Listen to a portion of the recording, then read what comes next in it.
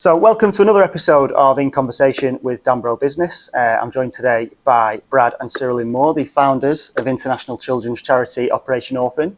And thank you for coming in, by the way. Thank you. And welcome. Yeah. I wonder if you could start by telling us a little bit about yourselves, your background, and just how Operation Orphan started, how it got off the ground, really. Sure, yeah. So I'm Welsh. I grew up in a little village in South Wales, and the African Children's Choir came to our kind of town when I was young. And I remember that had a massive impact on me, just seeing that there were people that were, living with no parents, nobody to fend for them. Mm-hmm. And it just really kind of struck a chord with me. And I had various I was just searching to see how I could possibly help these kids, know. So even from a young age, I was determined that when I grow up, that's what I want to do. Want to help orphans, want to help children that don't have anybody to stand in the gap for them. That's right. So, yeah. And I was born and raised in Zimbabwe. Okay. And for me, I had a real pivotal moment in Moldova when in my early 20s, and just saw children that had been taken from the sewers of Chisinau and were given a new home. Mm-hmm. And I happened to just have the privilege of being a witness to that, and something really snapped in my heart, and I kind of made a promise there that I would be part of helping children like that, and obviously growing up in Africa and seeing that side of things was it all just kind of came together. Yeah. And what took you over to Moldova in the first place? Why were you there? It was just after the countries in the US sort of kind of broke up, and people were going in and finding situations where children were in real difficulty. Mm-hmm. And went as a volunteer, and went as a volunteer to go people from Lytham. From Lytham, yeah. Wow, yeah. Local connection. There were lots of people from this area. Yeah. You all went together. I remember I didn't go. And what we're doing, renovating some houses. There were 10 homes, and they were renovating to make homes for these children. And so we were renovating the second one, and we'd raise money from here, and we're kind of using that to fund it. And so we're part of there. And the first house had been completed, and these children were being brought into the first house while we were there, and it just completely changed my life. So you were already involved in charity work before you started Operation Orphan up yourselves? So Brad was working for a local church actually at the time, and I think it was a group from that church that decided they wanted to go out and help. Mm-hmm. They were just from all walks of life. Some were builders and more hands-on, but everybody just went over with an aim to help build. They brought something to the different to the table. Yeah. And we've been involved in youth work. So working with young people has been a really core part of our lives. So it's just all of these little ingredients come together, and fascinating. So when did it actually start? When did Operation Orphan itself, the entity, become what it became? That became an entity in 2010. Okay. And so years before that, we were supporting children in Zimbabwe just on a voluntary level, but then it just kind of formalized in 2010. And it's grown from there. I know this year you've been doing a lot, obviously, on the back of the Russian invasion into Ukraine. I wondered if you could tell us a little bit about that, what you've been doing over there. So the response to that situation, there's lots of children that are being impacted, and especially the single moms, and the woman fleeing and the children fleeing. And over the years, we built up a disaster response team that goes into sort of tough situations and to help the children. So we deployed early on in the war. We've been working in Moldova for many years prior to that, dealing with winter clothing for children because it gets incredibly cold, sub-zero. Yeah. So it was almost like a culmination of all of those factors came together, deployed with a team, and been in the area, southern Moldova and into southern Ukraine, and just identifying these ladies and their children living in the villages, living in refugee centers, and then ensuring that they are known, supported, and have what they need and kept safe. The reason for that, sorry. No, absolutely, no problem. So the reason for that really is because those ladies and their children are at risk. Right. They're at risk of being trafficked. And so our intervention is to prevent that. Right, okay. So we come and disrupt things, and also just give them what they need so that they are then not kind of likely to be trafficked. Right, okay. So take that kind of big need away, and then they're more stable and less likely to succumb to people's plans, that are with ill intentions to harm them. So so that's kind of one of the things we've been doing. And then just giving out aid, so giving out food, really practical support for children and families, so giving out blankets and warm clothing, coats, food, firewood, anything Nappies, really that is essential for living. You know, Yeah, when you've had to flee really quickly and you've left everything behind and Yeah. you're staying. One of the things I really noticed when the team went over first is the beautiful nature of the Moldovan people. Yeah. So we've been, like Brad said, helping in Moldova for years. Very, very, very poor country, very poor. They can't afford just the basics, you know, they struggle. Themselves, and they kind of have to choose between heating their home or eating. Right. That's kind of where things are at. But yet these people, when other people were in need, were the first to open their homes and take the people in. Yeah. And so what we've kind of come along and done really is just supported them. They're the ones that are actually doing the work and looking after the families. And we've just gone, can we help you by providing some firewood? Can we help you by, you know, offsetting some costs for food and living, you know? I suppose, because I know we were talking before you guys came on camera, that when you guys go in, you tailor what you do to the situation, Very obviously, much, as you have to. Yeah. I mean, what kind of intelligence do you have about because you're going to look out for a very specific group of people? How do you find them? What kind of, as I say, intelligence do you kind of rely on to locate these people? The reality is, in every country, the local people know what the local people need. Exactly. They are the ones that have the networks. They know what would help. They know what to do. Often it's just the resources that they lack. Yeah. So our strategy in every country we operate in is find those local people that have committed to helping people, that have demonstrated personal sacrifice, demonstrated love, demonstrated proactivity with the little that they have. And we've just been very blessed to find these people, you know. And I think a lot of it is just putting yourself in that environment, knowing what to look out for. You introduce to people, eventually you find them, and then you ask them, what would you do? And so suddenly your intelligence and your strategy becomes very targeted and specific and genuinely helpful for not a lot of money. And because they all often think very resourcefully because they don't have a lot of resources. So that's how you can tailor it. And then you keep that question, you keep asking, what else do you need? And then eventually, if things change, you suddenly get new information, and so you adapt your response. And being flexible with your ability to deploy resources with the intention of it actually keeping a child safe, warm, healthy, or learning, one of those things, then you know that your resources can then stabilize that child's environment. No, amazing. So it's just working with local people and just it's a partnership. They know what they need more than do. anybody else does. Often that's the thing. So we think as Westerners, we go into a situation and we often think we know best. I know it's generalization, but we often do. We just kind of go, oh, this is what you need. So for example, when Nepal earthquake happened, there were people from Ireland sending lorry loads of bread, for example. And that's really lovely. The intentions are so pure. They send in this bread because they think that this is what the people need. But actually the bread is then, you know, just held up by customs. Well, it got stuck for 6 months on the border. It doesn't get through, so it's no good anyway. But actually, it's not bread that those people needed. They've got plenty of rice and what they actually eat in the country. Yeah. So, yeah, it is. I think the key is to find that knowledge from the local people. That's really key. Rather than just like what we think they need. Yeah. No, absolutely. And you mentioned their resources. Obviously, we're filming in our HQ today. I wonder if you could tell us a little bit about the relationship that you guys have got with Danbro, with the Danbro Foundation, and with our founders, Helen and Damien. Absolutely. So, well, many years ago, we knew Damien and Helen as friends, and as they started Danbro, we were sort of exploring Operation Orphan. And when in 2009, things had kind of matured to a point, and we were over a cup of coffee, and I remember Damien asking and saying, well, how can we help, you know?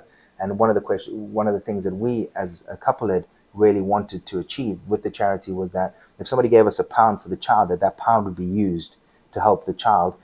But you can't run a charity in the UK without core costs. It costs money because we're on, you know, there's accounts and there's insurance and there's all those sorts of things.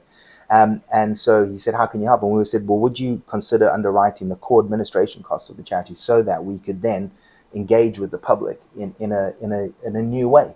And they agreed. And so it was that agreement many years ago that allowed us to incorporate and then to grow that our interface and then our sort of work around the world.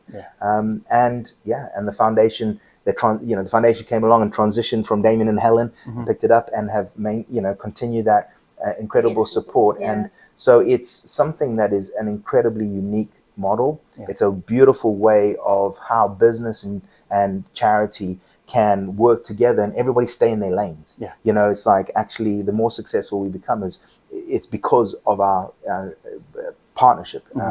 And so that relationship has developed and grown, and the impact across the world is a shared experience. We share it together, and that is something very, very special. And as Danbro has grown, Operation Orphan has grown, and so it's been brilliant actually to see that. And it was really important for us because we wanted to be able to reassure the public who are concerned about charity. And you know, there have been some stories that have hit the headline which puts charities in, you know, under the spotlight, and rightly so. And I think people do need to be accountable for their actions, but I think what that's done is sort of reduce people's trust really in the charity sector and where their money's actually going, and cause people to think more about giving.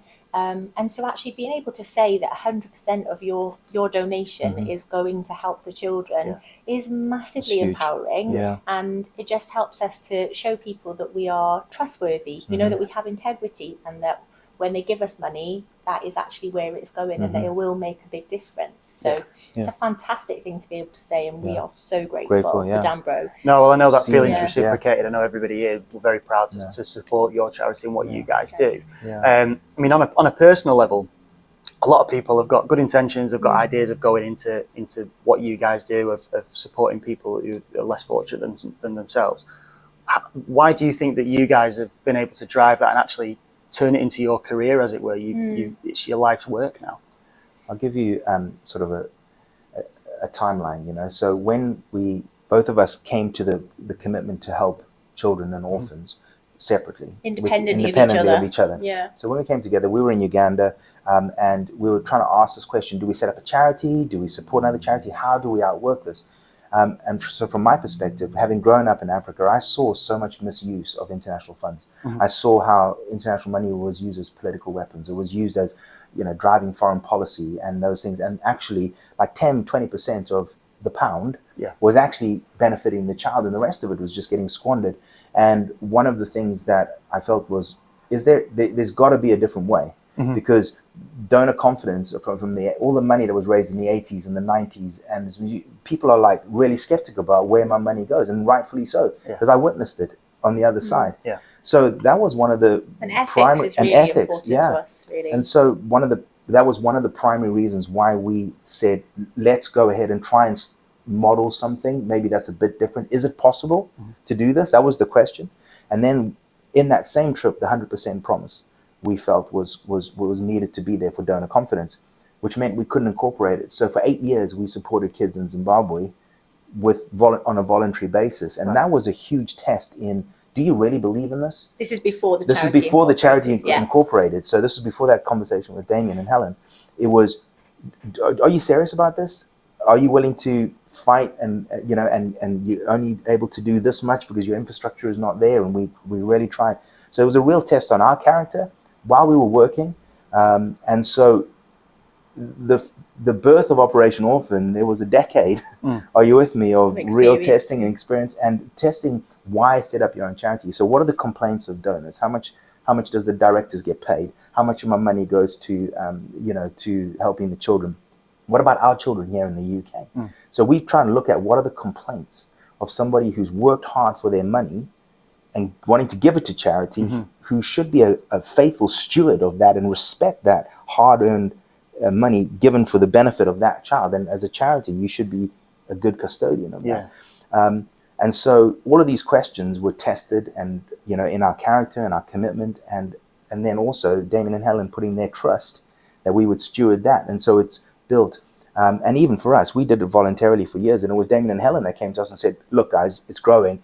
I think you guys need to step up and come part-time into it. So, where we are now is our motive was never to get a job. Our motive was to help the children. And we've had the privilege of being supported by amazing people who believed in that call and joined us on that call. Do you mind answering those questions that you asked? Because I think that would be really useful. You just asked about 3 questions, and you said these are the complaints of people. Do you want to just explain how we've actually... So how do you get, someone things. says to me as directors, how do you get paid? Well, we get paid from a foundation that completely understand what they're giving. They know how much we're earning, and they are happy with what we're we're earning, and it's covered by a board and it's covered by founders. So everything is transparent and it's not excessive, because so that's the accountability of how much we earn. Secondly, how much of your money goes to help the children? Well, we can say 100%.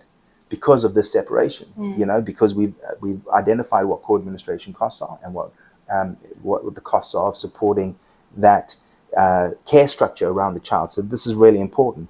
We don't give money to the child. We invest in the care structure, the immediate care structure of the child. You create a healthy, safe environment. That child is naturally going to grow up within the context of the environment to be as strong as they can be within that environment. So that's where the money goes. And we're very clear on how we invest people's money, and it's again contextualized across every country is different, but the fundamental core of everything we do is the child. And then what about our children in the UK? So a lot of people used to say that you're helping internationally, that's all great, but what about you hear that a lot, and so we were patient with that, because there was a lot of foster agencies and adoption agencies, and you can naturally in the UK you can naturally try and duplicate. And one of the things we look for are gaps in the care structure. So we wait, and eventually this project came up called Forget Me Nots. And what that has evolved into is basically working with social services, and they tell us, look, we're going to the kid's bedroom. If we don't address these practical needs, then there's going to escalate and the children potentially could go into care. But if we can mitigate it now, we could arrest that fall. And so we found a gap in that. And so we're addressing bed poverty here in the UK and other things. But it's led, again, same principle. Who are the ones that are in the immediate care structure of the child that know the children? Well, in our situation, it's the social services. So they tell us what we need and we respond. And we put that information out to the public, and then that public can give, and it's intelligence-led. It's from the needs of the child dictate what we're giving, and not the driver of the donor, right? Or the ambition of the donor. It's the other way around. And what's brilliant about that project is that so many children that could have been removed from their families who love them, but just, they weren't in a position to be able to give those kids practically what they needed. So many of those children now are thriving, and they've been taken off of the register, so they're not even being looked at anymore. So they, they've stayed with their families, and we can say that we were part of making that happen. No, that's incredible. In Amber Valley, they did really great statistics of all the children that were known to social services, and 40% are now off that list because of the interventions and the multi-agency response. And ours is one of them, because the resources are really drying up, even in our society. So that's a huge number of children that are not on the pathway to going into care. And this just ties into the same principle in Ukraine and in Moldova. And we've developed what I've coined as a phrase in myself, just to try and understand, is counter exploitation. So we're dealing with anti-slavery and modern slavery and trafficking and sexual exploitation. Well, the question is, why do those people end up there? And often it's because there are resources, or there's a need that then makes them vulnerable, that somebody takes advantage of. So if you can counteract that, then they're less likely to go into that world. So that works here in the UK, works overseas, and even in county lines. I spoke to a police inspector, and he said to me that one of the reasons some kids get caught up in county lines is because maybe their mom there's a bed, or there's something practical at home, and this is an opportunity for them to earn money. So this sort of proactive, preventative approach eliminates the potential, a number of young people that potentially could end up absolutely. in that it sounds so effective. I think it's global. Going slightly back to what you were saying about, obviously, with the cost being underwritten, nowadays, obviously, finances are tight across the board, and the cost of living, things are getting harder. How do you communicate what both yourselves earn and what your staff earn with the people who are donating the money? How do you sort of, because it must be quite difficult, as you've mentioned, with that from a charity perspective, when you are effectively still running a business, whereas with a business you wouldn't have to justify that to anybody. Well, every annual report that we give, our salaries are declared by the Charities Commission. We come to the Danbro and give updates, and there's that information is there. Helen is on our board, so she knows exactly how much we're getting paid, and if there was a problem, so there's a lot of transparency. And so that would be our core costs. And then the project costs, we work on a real living wage basis. So staff, and then obviously just smaller increments. So we try and make sure that from a staffing perspective, salaries are not exuberant. Are you with me? And anybody asks, that we're open book. So, and I say that to any corporate clients, anybody we engage with, can tell you how much I earn. Do you know what I mean? But at the same we have to time, be that transparent. We would love, though, to be able to pay our people a little bit more, because they're brilliant. Exactly. And we've got a brilliant team and they work so hard. Exactly. And actually we want to keep them. Yeah. You know? So and there with is the work that tension. they're doing, they're still going to be, there's the chances are people are finding it an awful lot harder. Absolutely. So the people who are doing the work that you're, that you guys are carrying out are also finding it tough financially. But in order to do that, what we really need is more companies to come on board and to understand the need to the way that we've set things up, with the core costs, but to be willing that some of their contribution goes to that. That would be amazing. Well, hopefully this will help today. Well,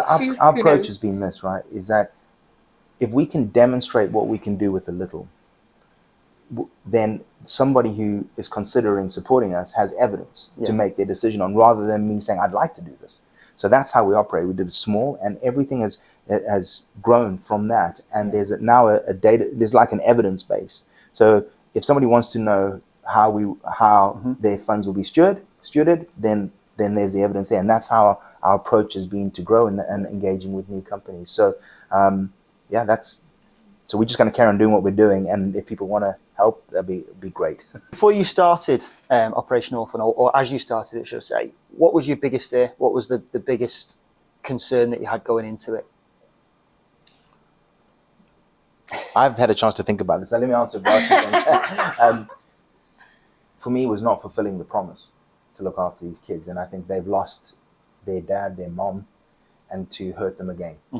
So I think under-promising and over-delivering has always been the goal, not to try and raise hopes and expectations beyond what can be met. So that's crossing that line and hurting the kids again was my greatest fear. Yeah, and for me, I think it's just that charity is very much dependent on generosity of people, and so if we are not empowered to be able to help these children, then actually, you're almost letting them down again, aren't you? So it's kind of like you've stepped in to help them. Our heart is to help them long term, so that they can grow and become adults and thrive. So I suppose my fear is that we wouldn't be able to sustain our help, and so therefore we would be letting them down. Yeah, absolutely. You mentioned as well a little earlier about ethics and the culture of the organisation as well. How do you sort of drive that forward? How do you maintain that? How did you establish it in the first place? Obviously, you guys have got such sort of big personalities and warm personalities, but other people coming into the organisation may not have. So how do you kind of manage that internally? I think that's something we are facing and have faced just in recent times as the team have grown in the UK. So what we did, I was privileged to have a bit of consulting from Deloitte's human capital team. And they kind of asked that question about how do we grow, and one of the things that they came back was a purpose statement and a purpose narrative, and how do you make decisions, so to achieve your purpose, and putting that down, and so the last 20 years was an opportunity for us to extract the principles. Okay, well, if you're faced with this, what's the principle here? And the fundamental thing in everything we do, we've got a big board, a wall of all the kids' faces, or many of the kids' faces, and why are we here? And it's for them. So everything emanates from that child, and some fundament, and how do we keep them safe, warm, healthy, and learning. And then there's principles around how you deal cross-culturally, different countries, different. There's so many front lines that are so different. So we put that down now, and that sort of handrail was really helpful. And now we're beginning to steward. And the other thing that has come recently is just the understanding of, as leaders, what are we to do? We to drive, sort of model, are we a pyramid, upside down pyramid, whatever. And just something that came to me recently was when you build a building, the first stone that goes down is called the cornerstone. And that cornerstone aligns everything off the foundations. And our job is to be that, is to make sure everything's aligned. And if there's a new room, to be that cornerstone and say, right, this is how you build off. And then to empower other people to play their part. So that model is something that we are trying to emanate, but also the plumb line and the direction, and then that room is designed to look after the child, because that's our purpose. So these sorts of things are helping us as we're growing, and I am just so proud of our team. they keep us online, man. They're like, they come back, They man, do. these kids know this decision we can't do that because actually it's going against what we've said. And we're like, okay, well, that's out the window. And so we're all stewards. And the heart is to be not come at it as a project or like they're a number. We are family. So if you build your culture around, we are putting a parental structure in. So who are the people we're wanting to relate to? These are people that are with us who get what it is to be a father and a mother. Damien and Helen get that.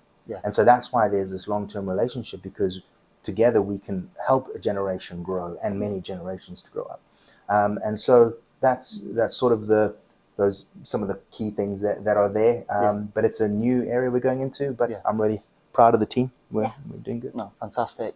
And I think you guys obviously are integral to what happens within the charity, but how reliant is the charity on you, if that makes sense as a question? If you guys were to step away, would Operation Orphan continue without you, do you think, or would there need to be a sort of transitional phase? I suppose as well, do you have an exit plan? I'm building that exit plan. Okay. So that whole point of the principles and articulating that and bringing people into that means that we're custodians of a vision, rather than it being around our personality. And that's one of the hardest things as founders, transitioning to the next group of people, is how do you do that? And so definitely putting that in, that purpose narrative, talking about it, is saying to people, let's go back there to make our decisions. Is this decision reflective in these goals? And if it is, great. And then let's go ahead with it. So on a personal level, I'm definitely trying to plan my way out of it. And the reality is that the work that's being done by Operation Orphan is done by hundreds and hundreds of people across the world. Okay, we're not doing that. We just happen to play a part. And that interface between the people that have and want to help and the people that are wanting to help but don't have. You know what I mean? And and we're all committed to the child. So but it would definitely go on without us, for sure. And that's what we're intentionally building in, so that it does. I think that's really encouraging for people to hear. I mean, talking about you guys personally, obviously with your skills, with your talents, with your sort of ambition, if you don't mind me asking, you could have both made fortunes, I'm assuming, in a corporate environment. So other than what you actually do on a day-to-day basis, what's motivating you to keep going? How did you sort of come to the decision to leave that path behind and choose a different values?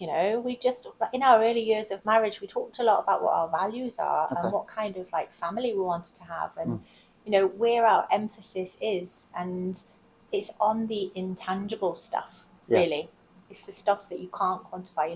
We want to make a difference in people's lives. We want to leave a legacy behind us. And I think that would be my answer to that question. No, absolutely. And my answer is, I made a promise in Moldova that was so deep that I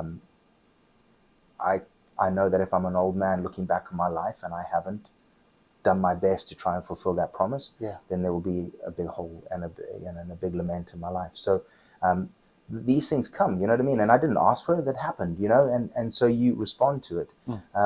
And, there's from a belief system, and from my values, it's, those are what motivate me, and so then, you steward it as best you can. And here we are. And also I was a teacher before. And I remember seeing quite a few children who had parents who didn't spend any time with them. They had lots of money and they had all the stuff that they wanted, not just what they needed, They weren't very happy. And I remember that part of our conversation where in those early days, it's like, wow, these kids, they've got everything that they could possibly want, but all they really want is to spend time with their folks. And it's the most important thing that they're lacking. I know, it's so interesting. And sometimes we can get swallowed up with, society and consumerism and everything that our society kind of is, and forget the most important things, which are things that money can't buy. So the intangibles. There's a phrase: a father to the fatherless and a mother to the motherless. And I think the reality is, you can be fatherless with your actual father present. Yeah. So being fathered isn't just having a physical person there. It's actually the ingredients that father brings into that child's life to prepare them for future. And same with the mother. And so that, to me, it's the experience of the child that they need. And so when you're stepping in and you're saying, right, I'm going to protect you. Well, that's what a father does. And that's what a mother does. I'm going to nurture you. I'm going to care for you. And so those elements come back into a child's life. It gives them hope. It gives them purpose. And then it's a fulfillment of our promise. And so everybody's winning, you know. And so, I think there's so many children and families who thank you for making the decision that you made rather than going into a corporate environment. No, well, good. But I want to flip that. You see, with Damien and Helen, they've got the same heart. Yeah, I guess so. But they went into the corporate environment. Yeah. They went into business. And so they have stayed in their lane. We did a study, there was a peer review paper that was done by the Development Studies Association on the relationship between Danbro and Operation Orphan. It's out there, it's published. And it was, how do these two entities coexist together? And I said to Damien just yesterday, like, if you hadn't stayed in your lane and made Danbro the success that it is, and you guys hadn't worked at that and built into the DNA of your business the giving, the generosity, and stewarding that, and building and getting involved in that, but becoming the best accountants, you know what I mean, building this firm, then none of this could have happened. You know, and if I'd tried and we'd tried to do commercially and gone for that, maybe none of this would have happened. And so this is where relationships and knowing your purpose, knowing what you're good at, and being the best, but making sure that you have true to yourself, put those ingredients in the DNA of your infrastructure that are there to add value to other people. That's fortunate yourself. You can't lose. Yeah, I think it goes back to that relationship that you were talking about earlier, that marriage between. Together. Yeah, exactly. Yeah. Absolutely. Yeah. How have your roles changed over the years, and how do you see them changing in the next few years? Yeah. Wow.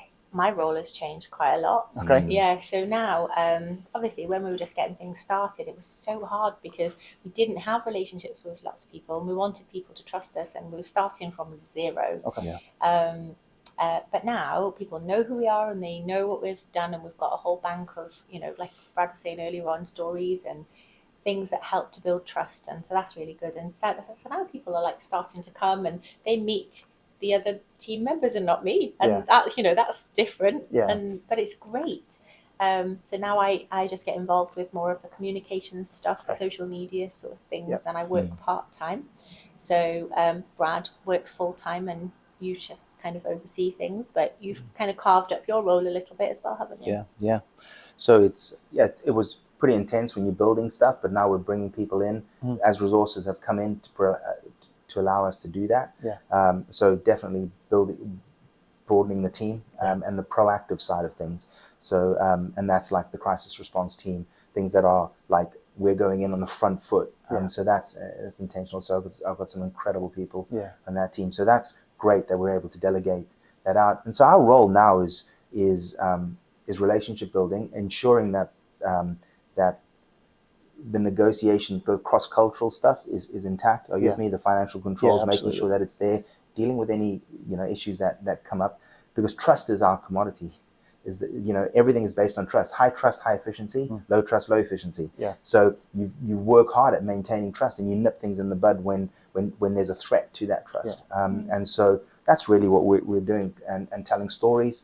And Syl's incredible at her social media and telling stories in a way that people understand. So that's a huge gift that she has. And so that's where we're at. And there's guys that are delivering some really tough stuff. We're dealing with moving heavy items and beds and going into children's, really it's practical things. It's, there's a lot of work, boxes, lorry loads of clothing and, and all that sort of stuff. It's hard work, but the volunteers and the companies that are getting involved, it's incredible. Really so humbling, really, I was going to say, it must make you humbling. incredibly proud to watch other people carry your vision forward and deliver on your Absolutely. behalf as well. That's what I feel like we're safe for the future, because there's so many people that are involved because they want to help the kids, and we've made it about the children. It's not about us; it's about the child. So it's gonna carry on. Yeah. And the circumstances that you deal with, the environments you go into, are obviously incredibly tough and very harrowing in a lot of cases. So we've recently had World Mental Health Day, and we've done some stuff in the business around that. I wonder if you could talk a little bit, if you don't mind, about how you manage your own mental health each of you, I mean, it must be quite comforting having your wife and husband on, in the journey together with you. But how do you manage that, considering the environments that you're going into and the things that you're seeing? Yeah. Yeah, it's certainly been a challenge at times. I know that there have been situations that I've walked into that have changed me forever. Okay. And I feel like, I'll never be the same as a result of seeing those things. Yeah. I think the main thing is to be open and to talk about it. You don't want to keep things bottled up. Yeah. You want to be able to talk, don't you?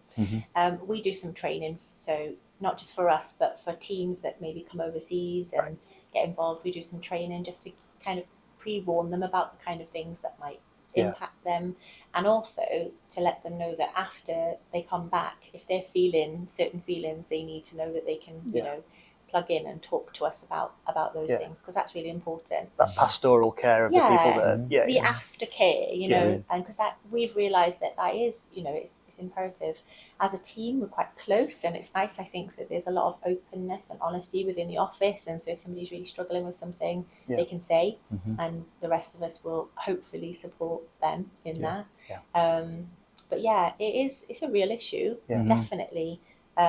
It's not always easy. I can imagine. But then you remind yourself of why you're doing what you're doing. Why are you doing that? And you look at the pictures on the wall that Brad referenced earlier on, and it just reminds you these are individual people's lives that you're impacting, and it just keeps you going, really. Fantastic. I think there have been some really challenging things, like Cyrilyn says. You go into a situation and it marks you. It might trigger you from your past. That happened to me with the Syrian in Jordan. So coming back and being able to talk to people at the right time, I think knowing yourself. So when I get irritable or I start, becoming a pain, usually I usually know that. She knows that. But I'm not afraid of. Then you face it and you process it. I think being in a position where you're able to then maybe do something about it. So sphere of influence, circle of concern. So when you're concerned about it, something, it brings frustration. But if you can influence it, there's a release to that tension that's built up. And so that is one of the great privileges of having this mechanism called Operation Orphan, that we're able to then maybe bring some change or alter something or do something different. So that is a real release in frustration and problems. And then sometimes when injustices take place or you see things that are wrong, well, then you ask yourself the question, well, how should it be done? Now I've got a responsibility to do it. And can it be done? Right. And so then you put your energy into doing that. And even if you can do it on a small scale, even if you can do it for one child or 5 children, it means it's possible. And that injustice that you're seeing, all that, and there's a lot of stuff that goes on that shouldn't go on in the international world, but you're doing something different. And so that's huge. But that phrase that you mentioned, I think you should say that again. Yeah, well, sphere of influence and your circle of concern. I'm concerned about things. You learned about years ago, and it's kind of been a pivotal thing, hasn't it? Yeah, I've not heard that before. So when you're concerned about an issue, but you can't do anything about it, frustration builds, and you get angry, and you this and that, and then and that's when people start doing things and reacting disproportionately to the situation, and then you get the flight, can't do it, and you throw it away, or you fight and you become an irritation. You know what I mean, and you cause chaos. The secret then is, well, how do you become an influence in that situation? So you got to earn the right then to be able to bring change. And so you lower frustration by recognizing this is a concern of mine. I've got no influence in it. Well, if you want to change it, go and become an influence in it. And so that's how you mitigate the sort of frustrations and the issues that you see. It's quite a cool thing. It's a great principle that helps me deal with it. What about the mental health of the people, just briefly, that you're encountering as well? Because that's something, you're taking them out of certain environments, you're taking care of them physically, but what about mentally? So, where possible, so obviously all of our projects are all completely different. But for example, the children in Sierra Leone, so they're all Ebola orphans, and we went over quite regularly. And one of the things I identified was, obviously, these kids have been traumatized. They've all lost their parents. And the one thing that they're not addressing is this, the psychosocial element of it. And just as a rule, they tend to sort of push their feelings down and they don't really talk about things. I noticed that they get cross if the kids cry and things like that, you know. So I just gently kind of, it was my concern, and I had influence. So I just said, look, I really think that we need to get some help, somebody that's like a counsellor or a trauma therapist or someone to come in regularly, just to be a safe space. Not one of the people who are normally looking after the children, but someone else that they know that they can come to talk to.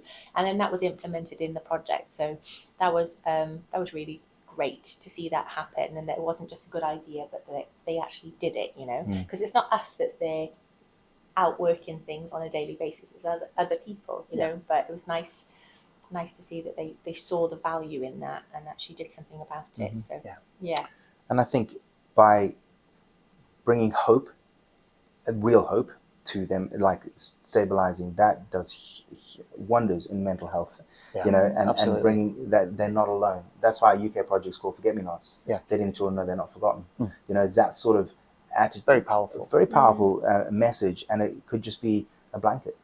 And some of the projects are actually psychosocial definitely, projects. The whole point of them is kind of therapy sessions. You know, some of the projects are that. Purely that. Children living with HIV. Yeah. You know, and how do they manage having AIDS? You know, and growing up as a teenager with antiretroviral drugs.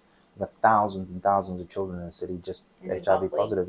So that's one purely pastoral and psychosocial help. But I think it's an element that needs to like run through all of the projects really, because all of those kids have been traumatized really. So on a bit of a lighter note, I know your daughter Lowry is a little bit of a trailblazer in her own right. She is. I believe she lobbied Disney Studios into making, what was the name of the film? Because there was one with the Princess. Encanto is the most recent, well, the one where the you know, girl wears glasses. That's it. Yeah, Mirabelle wears glasses, and so that was cool. Amazing. And now she's doing, she wants more representation of glasses wearers on smartphone emojis. Yeah. I mean, the apple obviously doesn't fall very far from the tree, does it? So you must be very proud of her. I am so proud of her. She's just noticed this herself. It came from within her as a little child. I think she saw that there was a bit of an injustice. Yeah. Really, isn't it? Yeah. And she just wanted to do something about it. And in her little mind, she was just like, I'll write a letter and then they'll make a film. And like, we all know that's not how it happens. But in her innocence, she wrote this letter and basically we have a film. That is and I mean, it's really cool, isn't it? But it was lovely because her little voice obviously showed to just one person with a letter. I'm sure that Disney wouldn't have really ever read the letter, but what happened was I shared it on social media and it went viral, and then her one voice became thousands and millions of voices because it's such a good idea as well. I think people can jump on board absolutely with that. So she's a superstar, bless her, but she's also very, very down to earth, and she's not looking for fame. She is just wanting to see change. No, all power to her. It's absolutely brilliant. Back to your day jobs. Yes.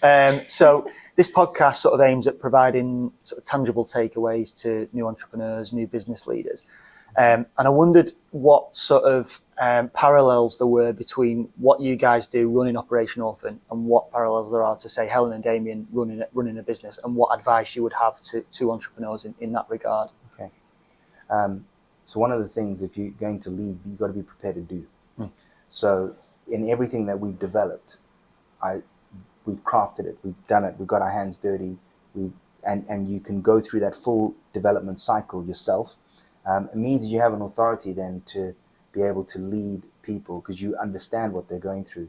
I know Damien and Helen did that in the beginning. I saw them firsthand doing that, and that model of doing that within the charitable sector. So developing a disaster response team.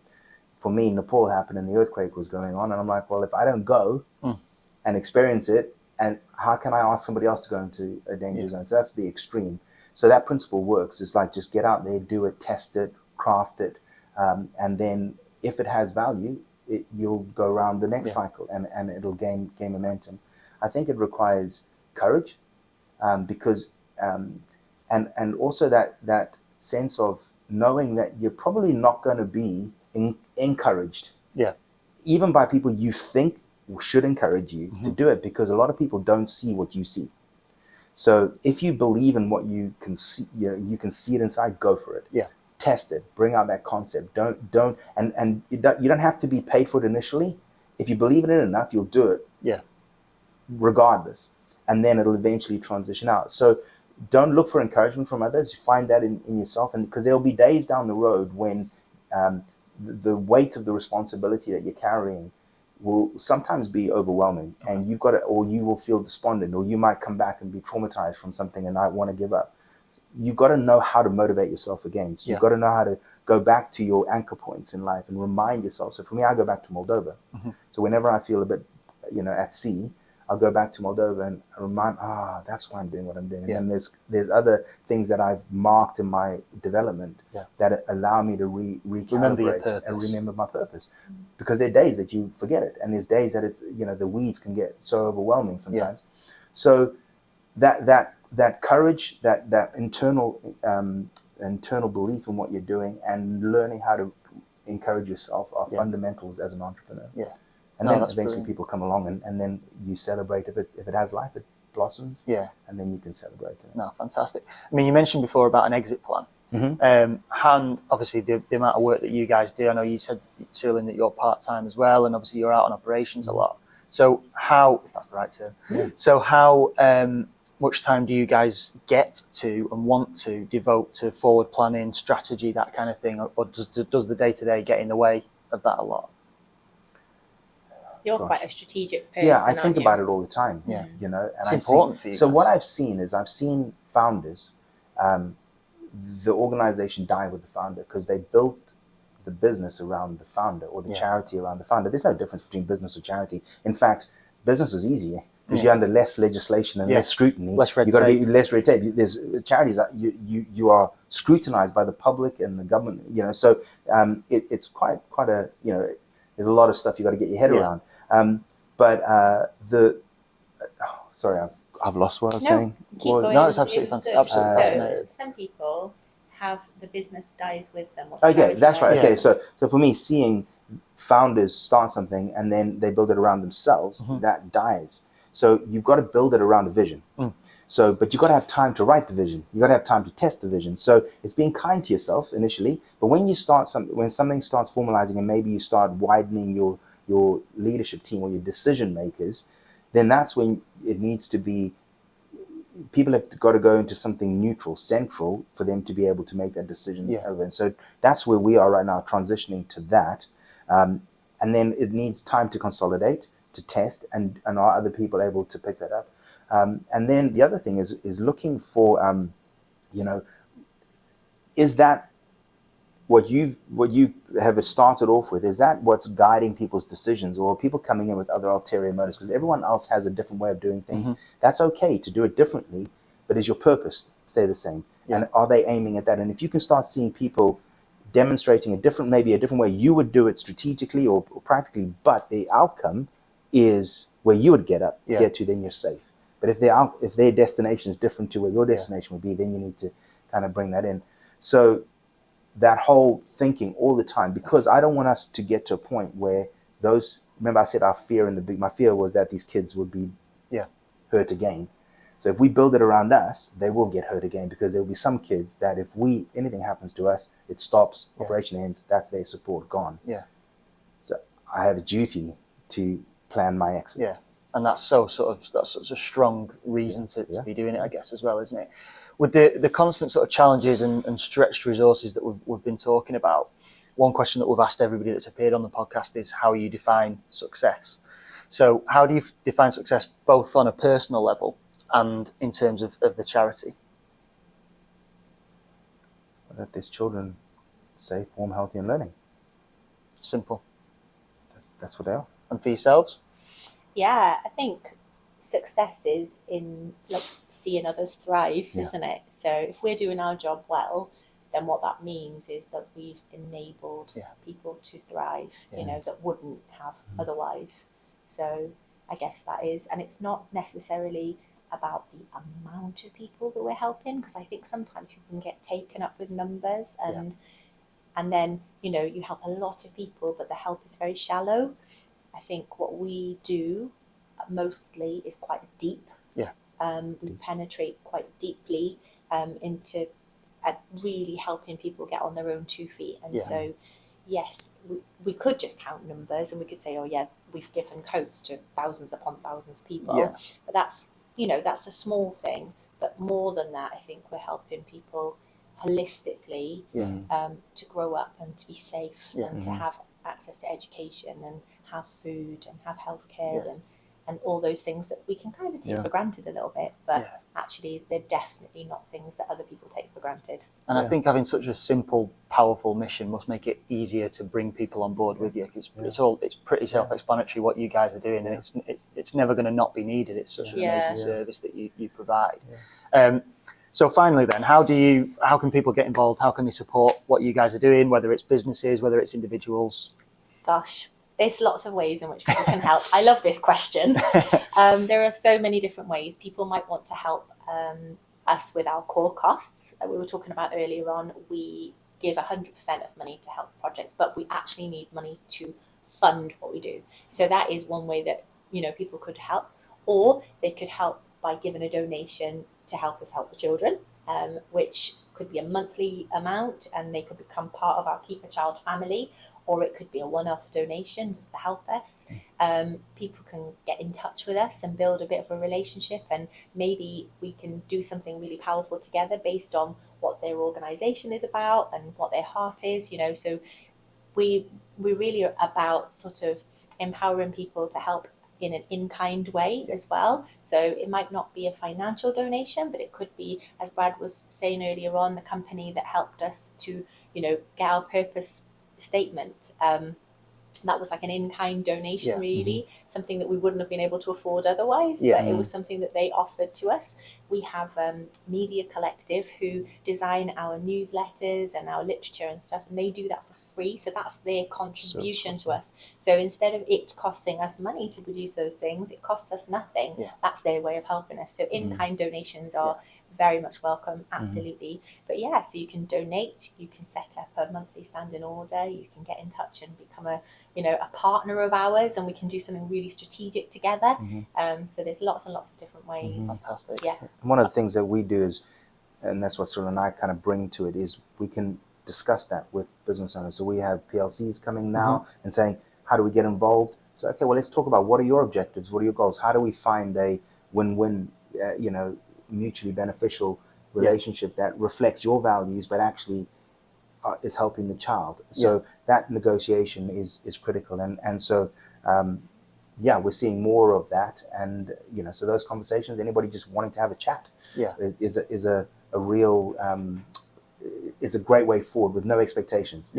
Let's have a chat. If it works, great. If it doesn't, no problem at all. So a conversation with people who have influence would be great. Awesome. And if those kind of people are out there and they want to get in touch with you, what's the best way to do that? You obviously got the website. Yes. So my email is brad@operation-orphan.org or Cyrilyn@operation-orphan.org, or call the office and just say I'd like to have a chat. Number, Brad?